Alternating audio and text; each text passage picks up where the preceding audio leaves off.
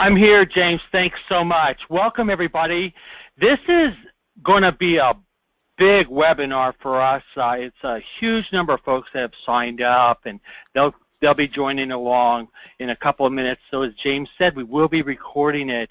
I did want to invite you all that if you have not had a chance, you can visit us on either Facebook or on our website. We have been working towards the end of last year to head into 2017, naming it the year to digitize family photos. You know, the technology is there, the timing's there. Folks like you that are joining us today have the abilities to organize and help others do it as well. So we would invite you to join us in inviting everybody you know to dig out their photos, and let's get those analog and printed photos digitized.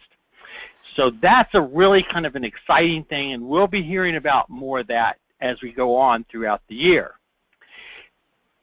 In that light, we not only think of our pictures in the way of printed photographs, but we also think of them in slides. And so next month's webinar is going to be digitizing 35mm slides and some of the tips and tricks that our team has come up with. And we're really excited about this because it's going to be a presentation put on by our entire team, and each one of us have a little bit of expertise in specific areas, and we're going to be sharing those tips and tricks that we have learned, and also trying to answer any other questions for you that you might have. But today is a special webinar for us because my friend Kathy Stone is going to be presenting the secrets of transforming scrapbooks into digital types of versions of things that can be shared with the family members. And she's got a great presentation. We spoke about a week ago, and the types of things she was sharing was just awesome, and I know you're going to be excited about it.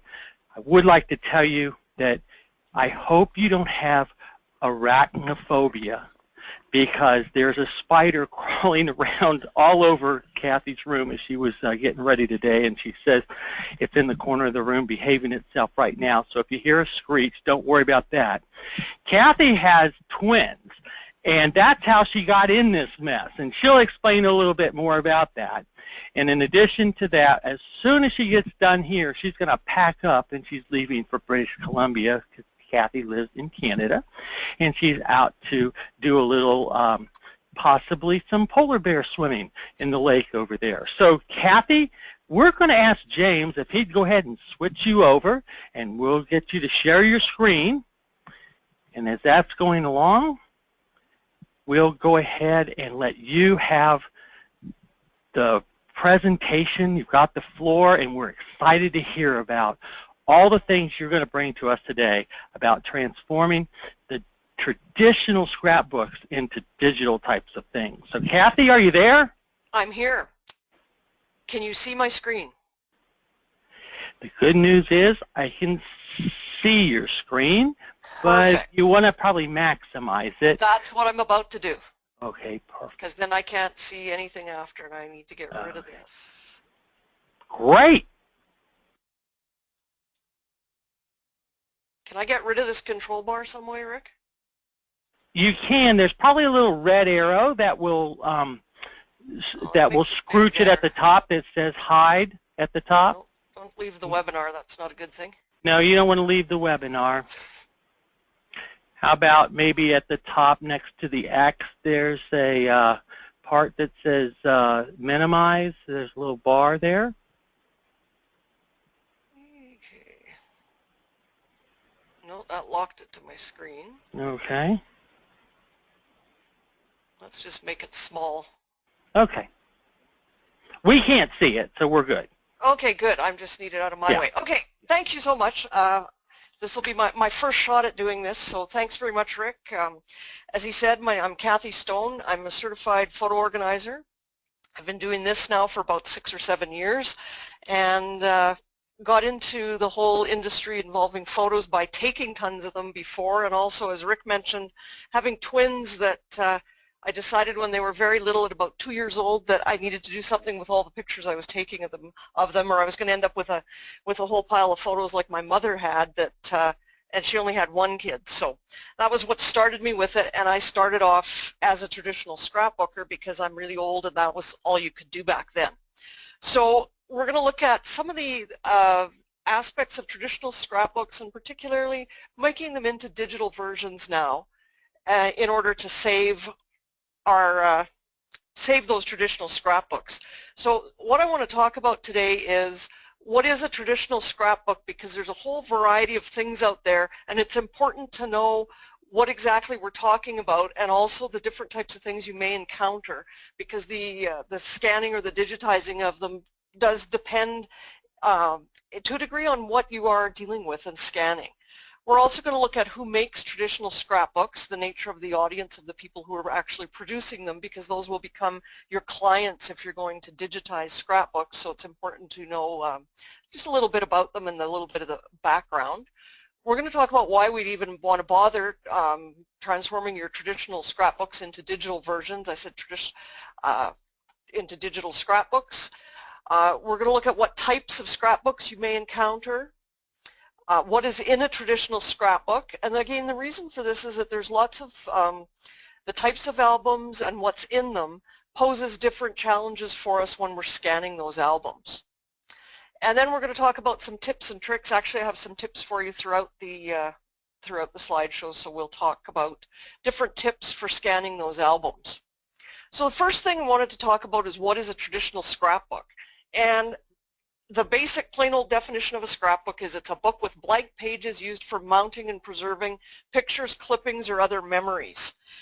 These aren't new. There's been ebbs and flows in the scrapbooking industry throughout history. Actually, they trace it back even as early as the 1600s. There was something called commonplace books that people kept recipes, quotes, letters, poems, proverbs, prayers, anything they wanted to save. For obviously reasons, no pictures back then, but things were written by hand, people drew in them. That was what happened before you could take a picture. And so this is a very, very old industry. I doubt we'd be so lucky to encounter any of those kind of books, but that's sort of where scrapbooking came from. The term itself may have come from the German publishing industry in the 18th century. They printed extra pages off in books and then cut them off, the final versions, and these were called, they referred to them as the scraps from the publishing process. They sold these scraps to people like bakers and meat cutters to wrap food in. But again, probably the desire to collect things has existed a long time, so people started collecting these publishing scraps and pasting them into books, hence a scrapbook. The 1800s, more development in scrapbooking. People started to make what they called friendship books, which were college students trying to memorize their experience. In 1832, there's a serial magazine published called The Scrapbook that defined the hobby as keeping a blank book in which pictures, newspaper cuttings, and the like are pasted for preservation. Once that started, people started manufacturing scrapbooks because they saw the industry, the ability to sell different types of books. There was one that intrigued me. One of the brand names was the Alexander Graham Bell scrapbook. So this surprised me as well. Mark Twain also got in on the trend by inventing and patenting an innovative self-pasting scrapbook that had gum strips pre-installed. So now when you're dealing with those sticky magnetic albums, I guess we can blame Mark Twain for that. He's also credited with probably popularized the verb scrapbooking. Before him, hobbyists said they were going to scrap something, and then Mark Twain referred to it as scrapbooking. The development of mass market cameras and actually the development of postcards fueled the scrapbooking in the scrapbook producing industry in the 19th century. And then it's sort of seen ebbs and flows over time, but it's never ever died out. The 1980s was another major shift and probably a major surge in the scrapbooking industry. And that's credited to a lady named Mary Ellen Christensen, who brought and displayed over 50 scrapbook albums at the World Conference on Records in Salt Lake City. She and her husband subsequently authored a book called Keeping Memories Alive and also opened what is believed to be the first scrapbooking store. The difference between just selling a book to put things in was they started selling the embellishments and the decorative materials. Another big surge later in the 1980s was in 1987 when Rhonda Anderson and Cheryl Lytle founded Creative Memories and introduced the concept of multi-level marketing to the scrapbooking business. This drove the industry further to a peak in 2004 when the industry sales reached $2.55 billion. It's a lot of money in it. The industry has been on a decline, started declining after 2004 for a variety of reasons. A lot was the economic downturn, increase in digital photos, quite a few of the stores went bankrupt, the Creative Memories went bankrupt and came back again, but it's still popular today and there are lots of scrapbooks out there. There's still a lot of people scrapbooking. So what we're referring to today when we talk about a scrapbook versus getting an album that's got some pocket album with just the photos stuck in it that you're going to take the photos out, is that the content goes beyond photos and dates. The design and the layout of the page is a very important element of the book. It'll include photos, stories, maybe catchy titles, or in my example on the page, a less than catchy title. They have a design element to them and they reflect the personality and the style of the person who created it. So we're looking at the scrapbook as a whole, not just the individual pictures on the pages. And I apologize, this is a 1999 book where we used to actually cut the pictures into shapes of things when we were scrapbooking. So that's why there's all those little trees which would be really delightful to scan individually now. I just shake my head when I see that. So that's what we're talking about. We're not, as I said, we're not talking about a magnetic album with pictures stuck in and a few dates written that we'd be pulling the pages out of. We're talking about an actual scrapbook with much more in it than just pictures and dates. Who makes scrapbooks? These statistics were from a survey in 2004 conducted by Creating Keepsakes magazine. The majority of scrapbookers are women aged 30 to 50. About 50% of them work full-time. 80% of them were college educated. I found in my experience in the industry that a lot of the people who I saw scrapbooking were educated professional women who had left their profession to take time off to raise children. So they had small children but wanted to do the scrapbooking. Reasonably affluent. The value of, in 2004, the value of supplies owned by the average scrapbooker was about $1,800. 76% of them had separate space in their homes to scrapbook in, and 51% of them reported spending at least 10 hours a month on scrapbooking. So you got to have time and you have to have a bit of money to do scrapbooking. There's a social component as well to scrapbooking in that the people often scrapbook at workshops with groups of people, with friends. They go to weekend retreats, they attend conferences and conventions, which often have a huge shopping component included with them.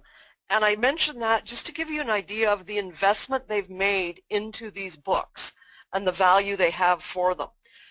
Makes them quite passionate about their scrapbooks. And this is part of the challenge we face sometimes when working with them.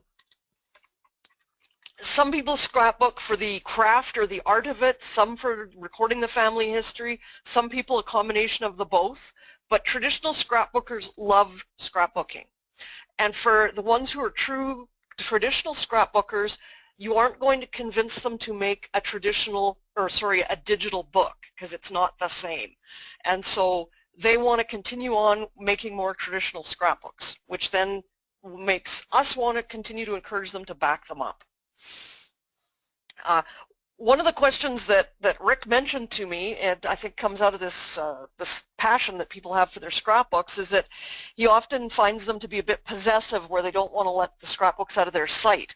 And I think this is one reason why people may seek out an individual business owner to scan for them, is that they don't have to send them off. Quite a few places offer conversion if you send your books away.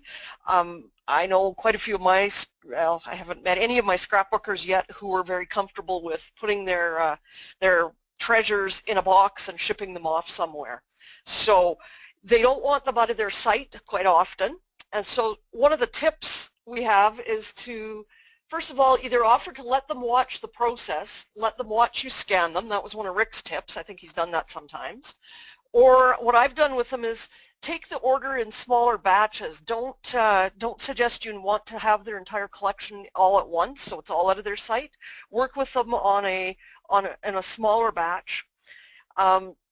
Perhaps suggest a lesson with a lesson on how to scan, plus a scanner rental, so they can do their own if that's what they want.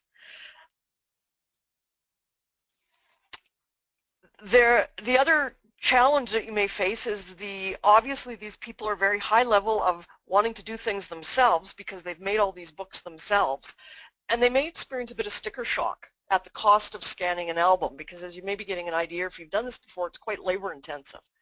A tip for that is to highlight the benefits, which we're going to talk about in a minute, offer alternatives such as renting the scanner. I would try and discourage them.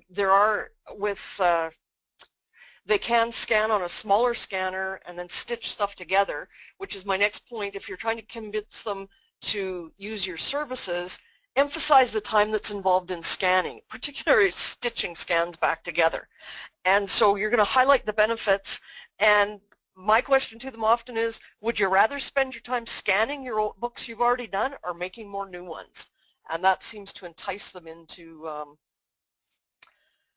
going ahead with scanning. Why transform a traditional scrapbook?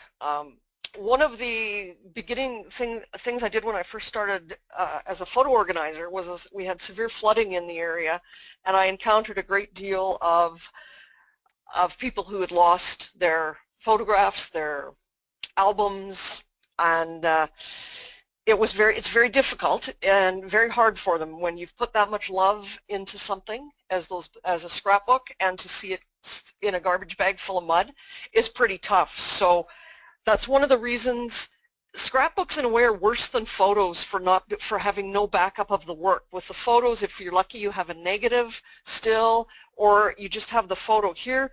If it's damaged, often it's impossible to recover all the decorative parts.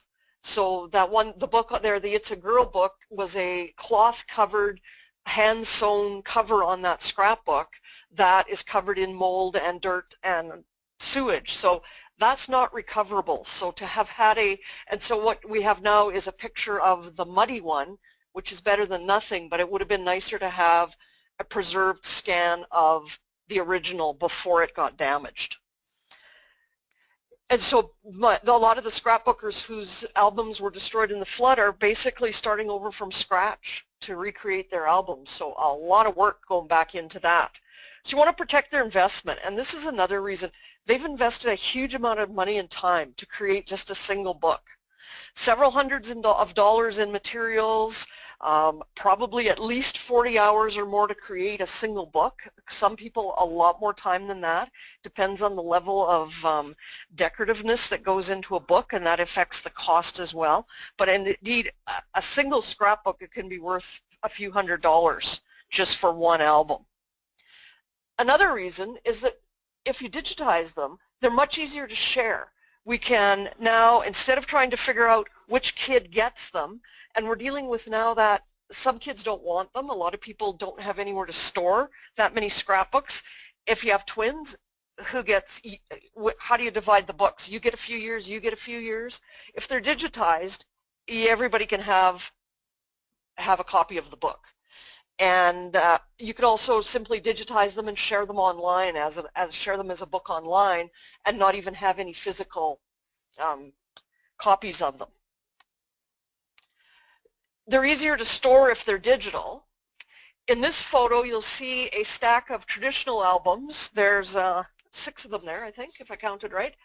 And sitting beside it are 6 digital albums. So you can see the traditional albums take up more than a foot of space, like probably close to 1.5 feet of space. And the digital ones take up a total of about 3 inches of space. So the traditional albums, those the max probably 30 to 45 pictures or pages in them, sorry. The digital albums will all have around 100 pages in them.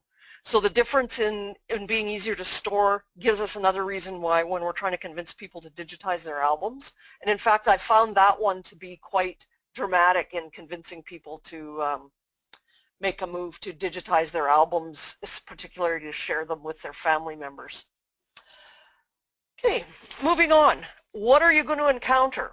A whole bunch of different stuff. There's a variety of sizes of scrapbooks. 12 by 12, which is the red one with Mickey Mouse on it, is a 12 by 12, is a very common size now in the scrapbooking industry. But there is also 8.5 by 11, 12 by 18, 11 by 14. They can be square, they can be portrait orientation, they can be landscape orientation. Albums will average 45 to 60 pages. They may have more, and scrapbookers may have 100 or more albums that they need scanned. So they're making quite a huge investment. When we talk about the types of scrapbooks and what affects us in terms of scanning, we need to look at how they're bound, and there's a whole different variety of bindings. This is a picture of a strap hinge binding. So this is blank pages that you scrapbook on that are held in place by a strap that goes through a little staple in the binding of the page, and then you have a strap right here. This is the strap that goes through a plastic tab to hold the pages in the album. So those are easily, you can take them apart, put more pages in, put them back together. These are two different shots of what is also really common in the industry, which is called a post type album. So those have, these are the posts. They have a metal post, and there'll usually be 2 or 3 of them in the book that goes through holes in the page or in the page, the sleeve that the page is in, and hold the pages in the album. These can also be removed with a screwdriver. You can unhook the, undo the posts, take the album apart, and get the pages out. Then we have 3-ring binders, which again, easy to get the pages out. We have bound books that are bound produced like a hardcover book, and that the pages, you can't get the pages out. We have coil bound books. We have string bound books. You'll have 2, 3, possibly more holes in the pages for binding. When we're talking about the different types of books, ideally you want to take the pages out to scan if possible. So another tip we have is when you get a project to work on, you may want to research how to take apart and reassemble various types of albums. Some albums, 3-ring binder is pretty easy. Some of them, there's tips for getting them back together. For example, on a strap hinge binding, you always want to take it apart from the back because the straps are shorter in the front, and if you take it up, you may loosen the pages in the book and jeopardize the overall integrity of the book when you put it back together. So you want to make sure you know what you're dealing with.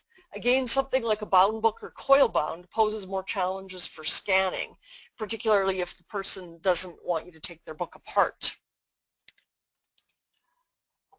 What type of scrapbooks will I encounter? So there's a variety of styles out there on the market.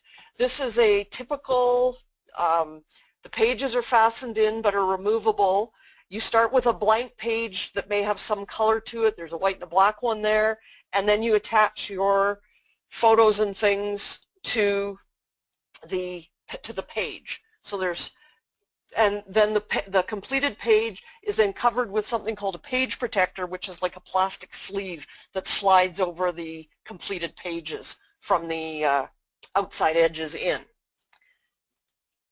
You could also have a very common style is top or side loading albums. This is typically what you'll see in post-bound albums is the sleeves are like a pocket, and they're attached in the they are what is actually attached to the binding, and then you scrapbook on a sheet of cardstock and put that sheet of cardstock into your album. So there's an example on the bottom of a page removed from an album with the everything scrapbooked on it. that then would be dropped into a plastic sleeve. So those are great because they're removable, and you can remove the whole page in order to scan it. You're going to see a difference in style as well of how people scrapbook. So the one on the left-hand side of the screen is pretty basic. You've got some writing, you've got a little bit of paper and some stickers. It's pretty plain. Everything's pretty flat on those pages. It's all, there's a little bit of, the dimension is only the width, the thickness of the pictures. Up on the right, on the top, we're starting to add a little bit more. There's if you look to see the little jar of baby food on the bottom, right here, that's raised up off the page. It's got little foam squares behind it, so it's not flush to the page, it's sticking out on the page. And then if you look at the bottom one, there's all sorts of stuff happening there. There are dimensional flowers that are 3D popping off the page. The clouds are popping off the page, so you've got quite a bit of layers to the page there. There's lots of stuff in decorative albums, and you also may notice a difference in the top two have five or so pictures on the page. You may have more, you may have 6, whereas the bottom decorative one only has 1 picture on the page. So you may be scanning an album that has actually hardly any pictures in it, or one that has a lot of pictures in it, because it's, again, a difference in style and how people scrapbook. So consider that in the cost, because it's going to probably cost as much to scan a page with 6 photos on it as it will to scan a page with only 1 photo on it. So if you're looking at an album with 80 pages, 80 sides in it, you might only have 80 pictures in it. So that factors into what the person is investing to have their book scanned. Another type of album that you will encounter is a pocket album. So this is a twist on the old style where you just had the pockets and you just shoved your pictures in them, and if you were lucky, something was written on the back. This is this one we're looking at is a trademark of a company called Project Life, who are quite popular in scrapbooking now, and they were trying to simplify the decorative nature of scrapbooking by creating a drop-in type of pocket, but that still had enhancements and places to write the stories and include both pictures and some other stories. So the layouts there that you see, you could get all sorts of different ones that have different numbers of slots in them, and so you add and then you buy those colored squares in there. You buy those as well to add to your scrapbook. Another style of this that you may encounter, is a pickfolio. So the Project Life is in a binder, so those pages come out. The pickfolio style is actually a bound book, so those pages don't come out of the book. And again, there are pockets in the page, but there is decorative elements to the page, and they're planned in a certain way, and they contain information and journaling and things in there. The challenge with this type of album is how to scan it, because you either scan through the plastic covers, or you have to remove the items and scan them separately and then reconstruct the pages, or you remove the items and reconstruct them on your flatbed in order to scan them as one unit. So the tip we have here is always take a picture before starting. It doesn't take much time, but it's very important because you want to know where things are positioned and where they are on the pages in the scrapbook. And also it will help you down the road too, because if you start taking pages out, the danger of getting them out of order does exist. So that will also, if you have a sequential set of photos of each page, you'll know what order they go in. Okay. What are you likely to find in a scrapbook? And the answer to that is almost anything. People like to save all sorts of things. You're going to find pictures, and you're going to find memorabilia. And this is a broad category covering all sorts of things like you can find coins, you can find lapel pins, you can find brochures, tickets, newspaper clippings. You may find things like hospital bracelets in a scrapbook, cloth items, wedding garters, baby hats. There might be matchbooks. metals. In this book, these elements are actual metal. They're lapel pins, they're hat badges, and these are cloth badges, so these are the actual badges belonging to the individual that that scrapbook was made for. So you can find all sorts of things that are going to show up in terms of the memorabilia that people put in the albums. Then there's the embellishments, which is the other element added to scrapbooks by scrapbookers. And by embellishments, you can have all sorts of things that you can have brads, you can have fabric, wood, leather, rhinestones, colored staples, ribbon, twine, chipboard, cork, feathers, all sorts of things. Think about layers. These are the scrapbooks that are designed to give dimension in the nature of the design. And so in that picture on the right, you've got those gears are made out of wood. So there's 3 pieces of wood on the page. The daddy label is made out of metal. Those are metal brads attached to the page. The jean material is fabric. And the they call me is wood on top of a piece of bamboo with stamping on it. So you're going to encounter all sorts of things. That last picture is just an idea of all the different types of metal brads, and that's just a tiny portion.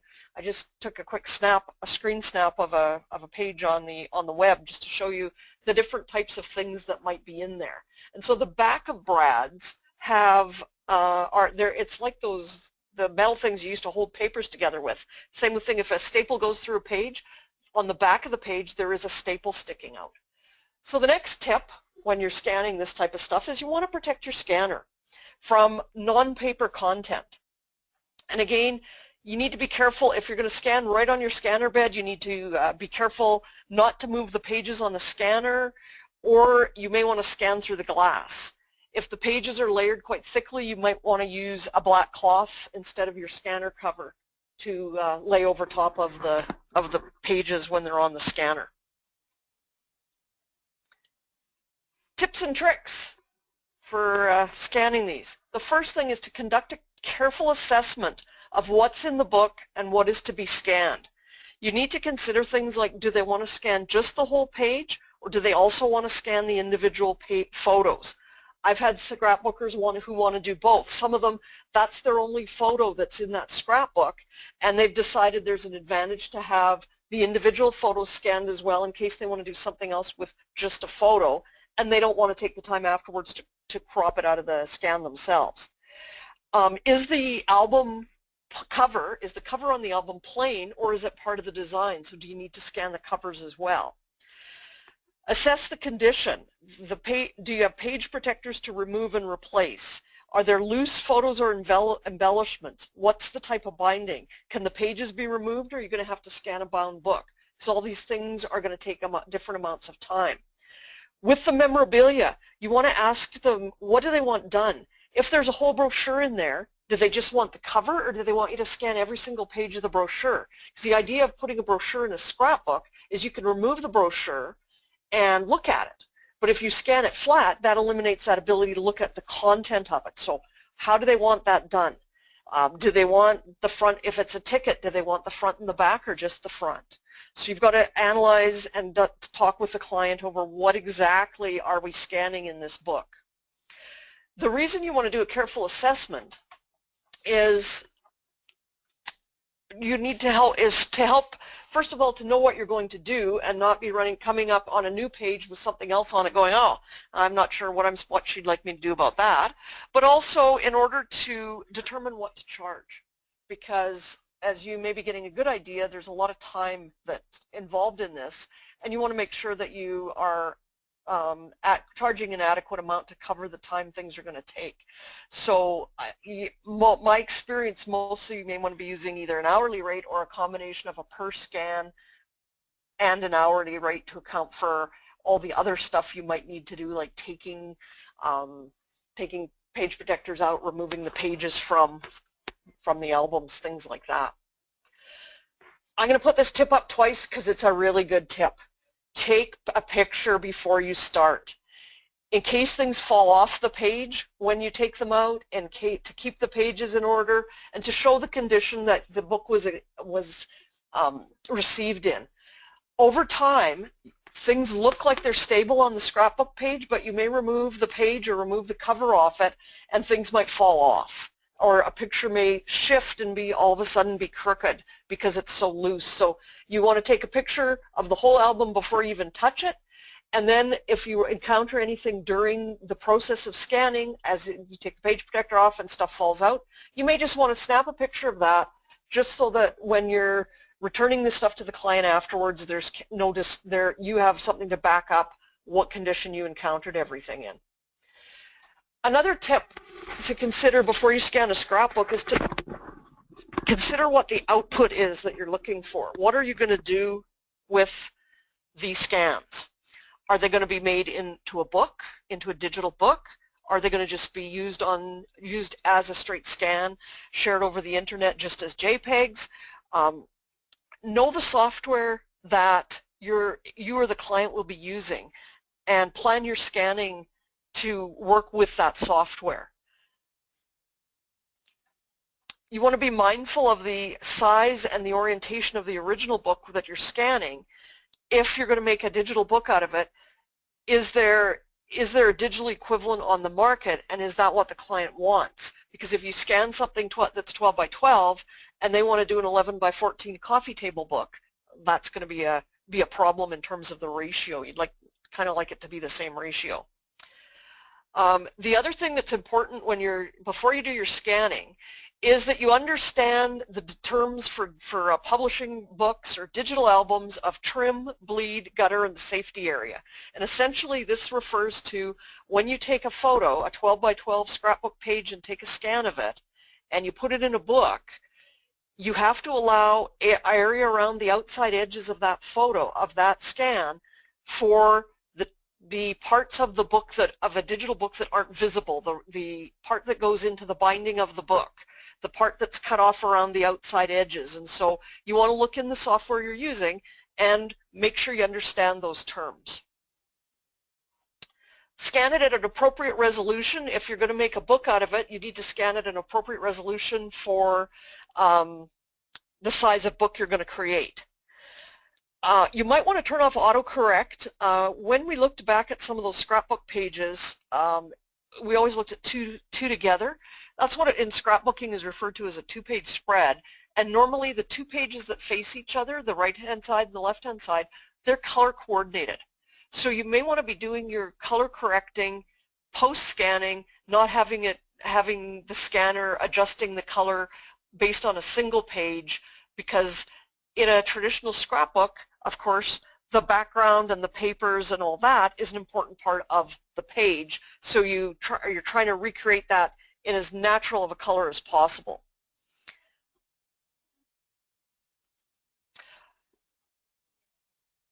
Don't tight crop your scans. And in the photo you see above, this white part is actually what they refer to as the jeeping on this type of scrapbook page.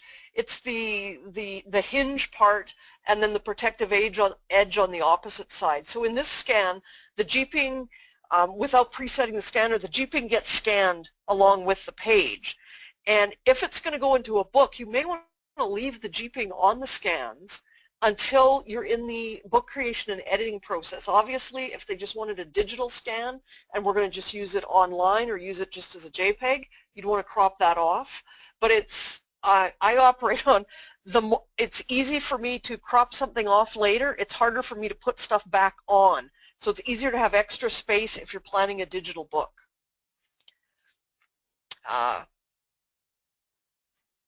And then you may want to rename your scans in the page order so that you know what order the pages go in. The last trick, wax paper. Wax paper is a great thing to have when you're doing this for a couple of reasons. So the picture we have up there is one of those pages removed from a sleeve. It's taken out of the sleeve, it's scrapbooked on a piece of cardstock, and it's got there's different layers. There's the background layers, there's that baby food jar that sticks up, there's the pictures. A lot of these pictures may be attached only by 4 little pieces of tape at each corner. So what happens when you try and slide a page protector back on or slide it back into a sleeve is the items start to catch on the edge of the sleeve, and you can damage the book, or you can also, takes a lot of time. You don't want to start snagging stuff and ripping pages out. So wax paper, the perfect thing for that. And the great thing about wax paper is it's 12 by 12, so it fits on a 12 by 12 scrapbook page perfectly. So you're going to tear a strip off of wax paper, fold it around the edge of either the top or the side edge of the page you're trying to put into a protector or a sleeve, and slide the protector in using that, using the wax paper, and then you just pull the wax paper out. Rick also mentioned that they've used wax paper in the past to secure loose items onto pages before you flip them over on the scanner. So I'm assuming the technique would be much the same, that you would just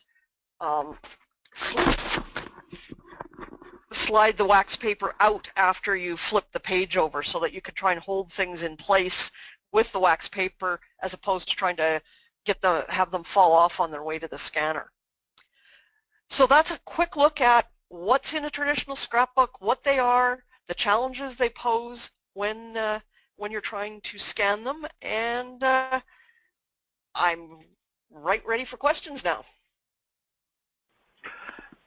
Wow. Thank you so much. I think everybody will be popping in questions here in just a moment. Somebody said also a manila folder works well for turning things over upside down, and that is a true statement. So if you have questions, there is a place to place your question. Go ahead. We'll try to catch those as we go through. James, are you there? Yeah, I'm here. I have a question. Okay, sure. There's any tips or tricks for protecting the plate glass of a scanner bed while you're doing this scanning? I have a piece of glass that came out of a photo frame, and I lay it over top of my scanner. So let me just address that with you. There is, if you're going to do that, I recommend that you go down and get a piece cut for your scanner, depending on the size of it, that you keep it relatively thin, so you don't have, because there's a focus area and you don't want to raise that too high. And in addition to that, what you'll want to do is you'll want to use a museum type of glass that is non-reflective, so as the light of the scanner and the flatbed travels across of it, it will not reflect and diverge the light source and give you areas of unsharpness, or called penumbra. So yeah, you certainly can do that. However, I would make a comment that a lot has to do with handling. When we would do things, Kathy, I don't know how, maybe you could comment on this. So when we have metal or those types of things, we have a tendency to, as we say, put a piece of wax paper or in this case a manila folder, that type of thing, turn it over and then just slide it, because it's not so much the metal on the glass that scratches it, it's the moving it around. So I don't know what your thoughts. No, I would agree with you. That would be another possibility too. Yeah.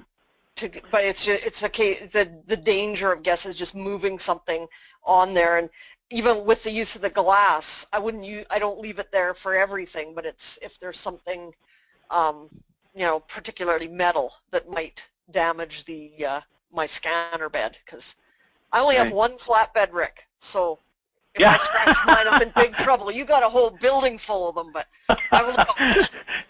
All right. So a couple of questions are coming in, and we'll get to those in just a second. I did have a question kind of specifically to tips about how you might deal with this separation anxiety, some calming words. I think this is a great example, this presentation, of how, if you think ahead and you understand what you're getting into, you quickly sound like an expert in doing this, because you've thought ahead. Do you have some ideas on how to kind of calm people down? You gave us a few, but do you have like those magic words, or some Jedi Knight type of motion we could pull on them to make them a little bit less apprehensive? Well, I think I talked about how I'm gonna, how I'm gonna take care of their books and handle them with care. I think for me, I haven't encountered too much of that. The people who've sought me out have sought me out for this purpose, or I have convinced people that already know me who are scrapbookers that it's a good idea to back up their books. So there's that. I think the establishing the personal connection, and that maybe they want, and I always show them the scanners I'm going to use. I said, this is what we're going to scan on, and we're going to explain all the steps to them that we're going to do, that we're going to have to take the page protectors off, and I offer them if they'd like to do that. Do you want to take the page protectors off and just give me the pages like ahead of time and just lay the pages down there, or do you want to put the page protectors back on after I'm done? I can just lay your pages back in your album and you can put them back on if you're concerned about the damage. And then in terms of them giving up the scrapbook for the length of time that I have it to scan, it's kind of no different than having anybody else's their other photos. If I've got your only copy of your photos and I have your whole photo collection, you're taking a leap of faith in leaving it with me to look after, and it's, I guess, you just have to establish it. I think with the personal service, I see a big difference between a reluctance to send things away that involves other third parties versus bringing them to me that's going to actually do the scanning. I can tell you this, it's been our experience, and the questions are pouring in, so we're going to get to them in just a second, but it has been our experience when we've been involved in doing scrapbooking. When you show up with your white gloves and your camera as you're getting ready to do your assessment, and you say, may I take some photographs to make sure that I totally understand what we're doing, and you handle this with this loving, passionate hands that you've got, and kind of embrace it with them, kind of getting some of the backstory as you go through it and let them kind of explain, it seems to lessen the tension, and then they begin to gain some real confidence in you. Yeah, and I think so too when you ask them in part of that, when you do that assessment and you're taking the pictures, but also when you go through and say, okay, I see you've got the brochures in here. How do you want me to scan those? Do you want scans of everything? The more time up front that you spend out, first of all, figuring out what they want done, but it gives them a sense that you know what you're talking about and that you are going to be very careful, because you may be thinking of things, because my usual reaction when I say to somebody, oh, you've got a brochure here, do you want me to scan the whole brochure? They always go, oh, I never thought of that. And then they have to think about it. So I think you're right, Rick. I think that's part of it, is in that assessment and the initial chatting with the client, is just to put them at ease and give them a sense that you are a professional and you know what you're doing. So let's go through some of the questions that are coming in now. It says, Angela said that you find umbilical cords in the scrapbooks as well as a way to bind them, and that's, I think, an observation of the different types. I would make a comment about something that you said when you talk about reassembly. Be very careful when you're dealing with anything that is vinyl or cloth. If it has a lot of age to it, I would encourage you to make sure that its integrity is good, because there's nothing like snapping one of those strap hinges. And I don't mean snapping it just from the sound, but actually it coming off in your hand. It kind of ruins the day. So just be very careful. What DPI would you recommend scanning for scrapbooks? I scan all mine at 600. And is there a specific reason why? Well, I always figure I'm better off with, and again, go back to assessment. If someone told me they only wanted digital images, I might do them at 300 because it wouldn't take as long. I figure 600 gives enough flexibility if we want to make it bigger. And I guess I like to err on the side of, I like to have more to work with than less. I know it takes up more space and stuff, and that's an ongoing discussion, I guess, of resolution. But it is, but I will tell you, it is always easy. It's kind of like your cropping theory. It's always easier to resize down than it is to invent pixels and interpolate up. So I totally agree with your assessment. We always scan at 600 DPI as well.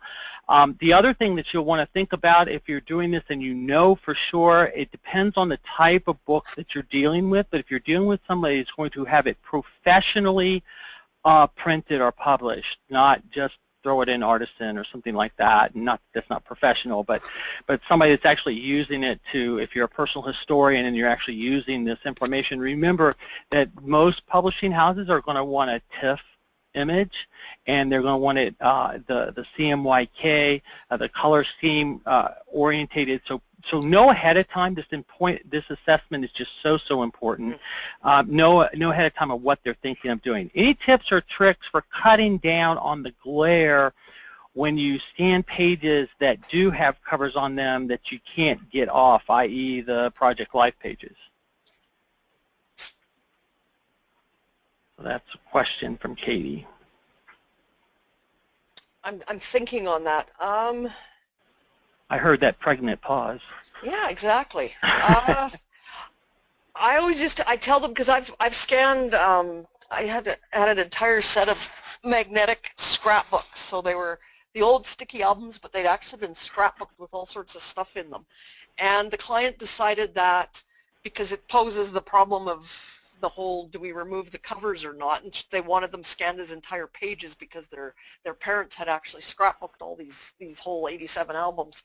And we ended up scanning them through the plastic and didn't really notice a great deal of glare. Right. If I could tell you what I did to stop that, I have no idea. But with my A3 scanner, I didn't notice that there was, as long as a great deal of glare. And the other thing that I told the client up front, that if this is how we want to do this, because that's going to save them a lot of time than me taking the books apart, there'll be a slightly less quality of the scan. And what are you willing to live with? And Very I would good. think that if somebody has something like a Project Life or the Pickfolio I showed, the chances that they probably want like a backup of it, maybe a digital copy to reproduce themselves. If the chances of that somebody at a Project Life book would want to publish that in like what you described, Rick, needing TIFFs and all sorts of things, probably not as great. Yeah, and so along with that, you want to think also about the speed of the scanner as it's going across. Obviously, it's 600 DPI and 300 DPI. Depending on the scanner that you're using, they can kind of crisscross it a little bit faster. You get a greater diffusion of light. Sometimes it's just set optically, and you go from there. But know your scanner a little bit, which leads me to the next one. And I will thank them for this question as you answer it for me, Kathy. What scanners are available that actually scan the 12 by 12 pages? And also, well, we've already handled the DPI question part. Well, the only one I know of, because it's the one I started, well, no, actually that's not true. I'll tell you a couple. The one that I use the A3. I use the Kodak A3 for scanning the 12 by 12 because it'll even go even a little bit bigger than 12 by 12s. Now, I've also used a FlipPal scanner to scan my 12 by 12 albums, where you scan them and stitch them together. And the A3 is far more efficient. I think you get a better quality scan and way less work. And also because normally with the A3, unless I do something really silly and move something or lay a page down crooked, I scan it once and I'm good.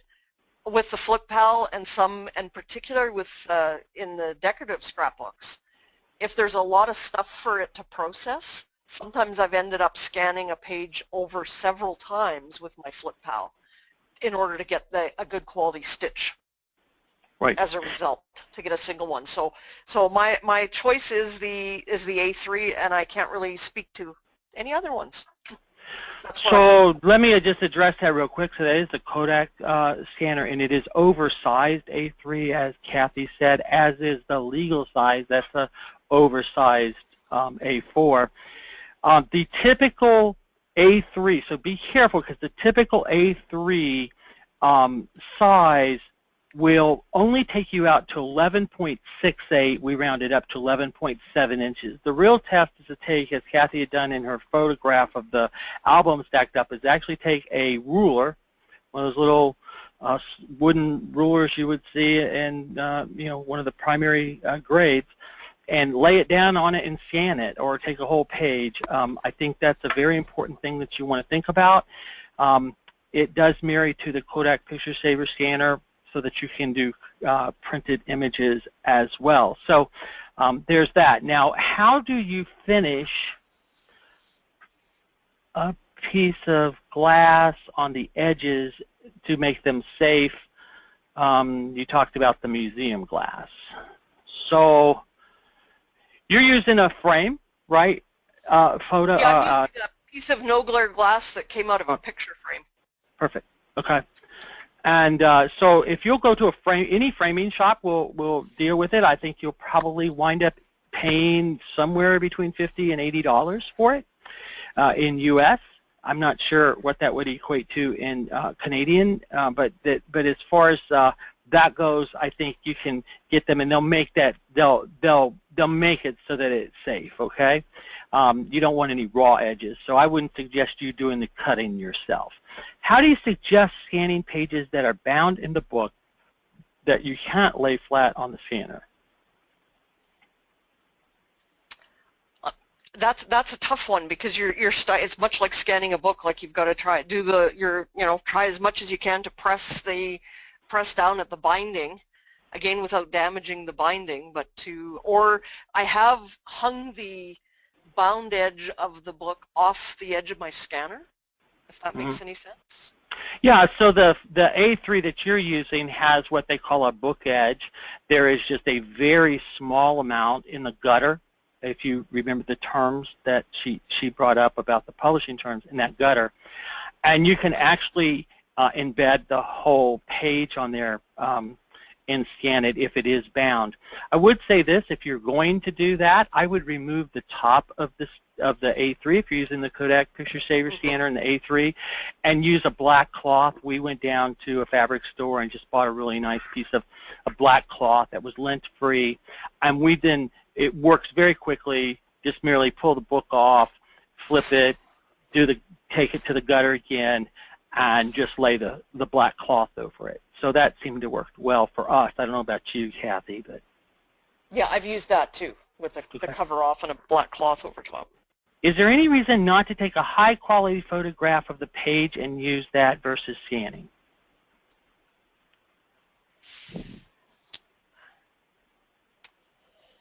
I don't know. Maybe you can answer that one better, Rick.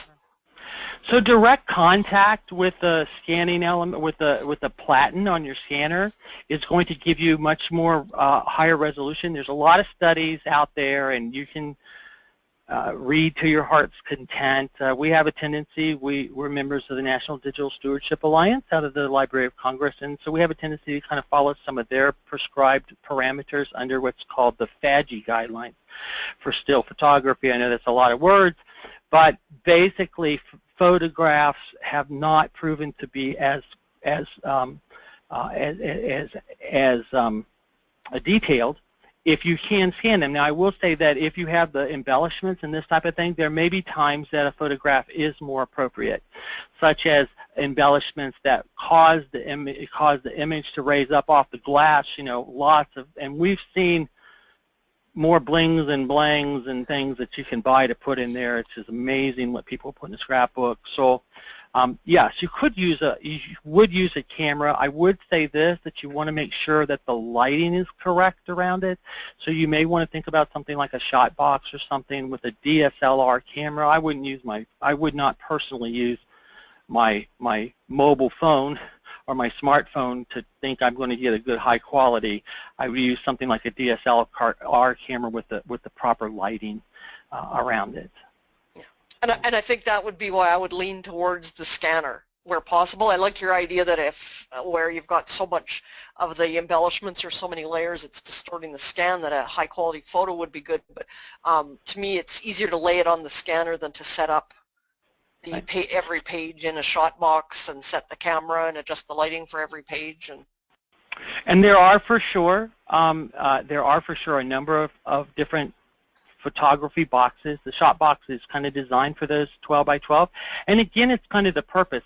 I would not, if somebody just wants to have a fairly decent pictorial representation of the work they've done, that's one thing. If they're really going to try and create some of the things that I saw that Kathy was doing and that we have worked on in the past, where they want to actually turn them into some sort of digital types of books that they can hand to folks, or have some sort of photo merchandise or some type of thing like that. They definitely, scanning will give you a better and more consistent image.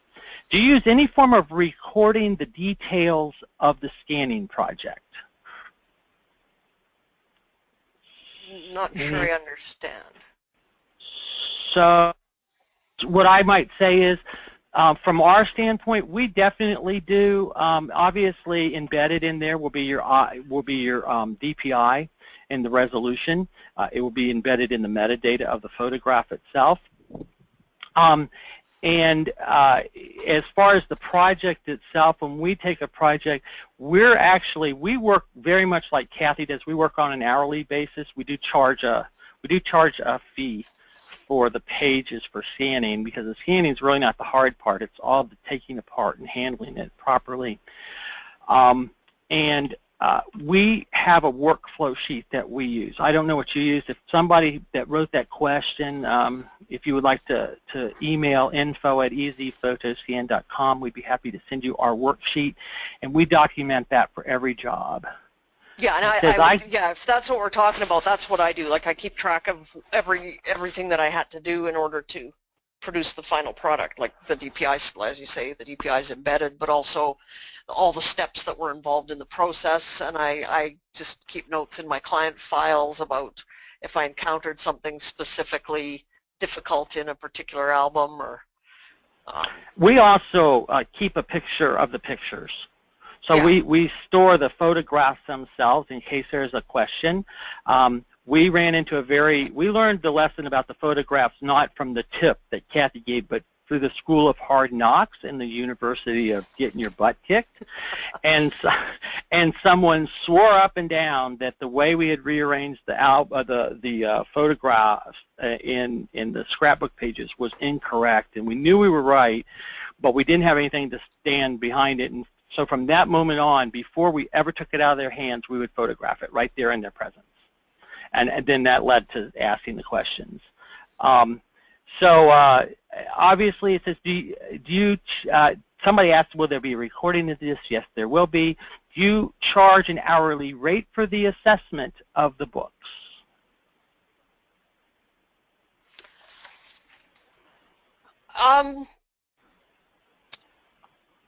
I will answer for you while you're doing your pregnant pause. Okay, sure, no, go ahead. I'm just trying to think. We do not do the assessment, and I will tell you why. By the time somebody gets to us, they're serious. We make sure that they understand, and then we go through. And before we'll go through a really detailed assessment, what we will do on our side is we will kind of make sure that the customer is kind of geared for this, and that a book will typically run you approximately, of this type will run you approximately this much. Are we okay with this? Do you want me to go ahead and assess it, yes or no? And if they say no, then I'll say, okay, well, look, if you're going to do it yourself, or you're thinking about getting somebody else to do it, make sure they think of these things. And I'll I'll just flip through the pages really quick and say, hey, look, you know, don't forget this has a playbill in it for a play or something that you went to. Make sure they do all the pages, or they don't. Make sure you get both sides of pictures, or that type of thing. So that's us. We don't charge for the assessment. We plan ahead and think that an hourly rate and a per page rate for the scanning, actual scanning, is going to work. That would be my answer. I was just trying to think how to explain that. Is that I don't actually, they don't, on their bill, they don't see 1 hour assessment time, but it's built into the hourly rate. Right. So I'm not I don't not get paid for the hour I do the assessment, but it's built into my hourly rate so that to ensure that that time is covered in the whole scanning job. Right. That makes sense. I think it's the same. We're saying the same thing. We've handled the 600 DPI. We handled the flip PAL in place. And let's see. So the A3 scanner doesn't. Yes, the A3 Kodak scanner does scan 12 inches and the full page guaranteed. If you have any questions, you can contact Easy Photo Scan, and we'll be happy to prove that to you. Do you have your client sign anything about the damage to the scrapbooks? I use a standard contract for my photo organizing that just says that I've used, I think common among photo organizers, that just says I do my best not to damage your things. Yeah. So if anybody has a question or would like, we actually have an agreement. And it's a legal thing too, so, and it's different in different countries too. Yeah, and we have an agreement that you might want to think about that actually does compensate if for damage, but it compensates equal to the thing that we did wrong and the repurchase of it. And now that they're replacing Ektachrome film, Kodak's decided to make Ektachrome film again, we'll be able to actually buy them real rolls of film. So that's why you use the book edge on the scanner. That would be true. It says, I have some problems with scans being cropped to the edge of the pictures. I keep a white post board and put behind it. Just wondering if you have any recommendations for that when they're using their A3. So there's some cutoff or something like that. I would encourage whoever asked that question, if they're using whether they're using a Kodak or not, give us a call. We have a tool that you can put on your flatbed to measure any kind of skew or any type of problems with it to make sure that it's actually scanning what you think it's scanning. And we'll provide that to you at no charge. If we live close to your store in Florida, do you have the setup like we're talking about? Yes, yes, yes on the DSLR, yes on the shot box, yes on the Kodak photo. So somebody here in Florida wants to come see us, come see us. What is an email? Kathy, her place is a little colder than mine right now. What is the weather today, Kathy? It is, just let me see. It's like about, well, I have to tell you in metric, you know, because we don't. Yeah, I know. I know how that works. It's minus 18 Celsius, so yeah. I'm thinking that it's definitely below 32. Put it that way. Yeah. Right. So you're down in the almost in the single digits, right? I'm thinking we're in the single digits. Yeah. Yeah, and so I'm going to tell you it's 70 degrees and sunny here in Florida right now. What is the email again to get a copy of your workbook page? That would be info, I-N-F-O, at easy, the letter E, the letter Z, photoscan.com. And somebody said thanks. All right, so I don't think there are any other questions. Boy, we've ran over. Most everybody has hung on to the bitter end here. Any last words of wisdom, Kathy, before we leave? No, I think that pretty well covers it. Just good luck with your scanning, and it's a very rewarding thing. That's all. All right. Into that. I think this is a wonderful, rewarding business. Well, I would add one other thing, that if you are interested in this and you want to find a little bit more out about scrapbooking in American life, and I would call that North American life, there's a book available on Amazon that you can get, written by Susan Tucker, called The Scrapbook in American Life. I found it extremely fascinating. It will help you understand kind of the whole genre of scrapbooking, reiterate some of the things that Kathy talked about at the very beginning of the presentation. It helps you identify very quickly with your clients as you go through. Thank you for joining us today. It's been a pleasure having you, and we look forward to you joining us next month as we talk about scanning your 35 millimeter slides. And we hope that each of you will join us as we dedicate 2017 to encouraging yourself and others to digitize your family's photos. Thank you all very much.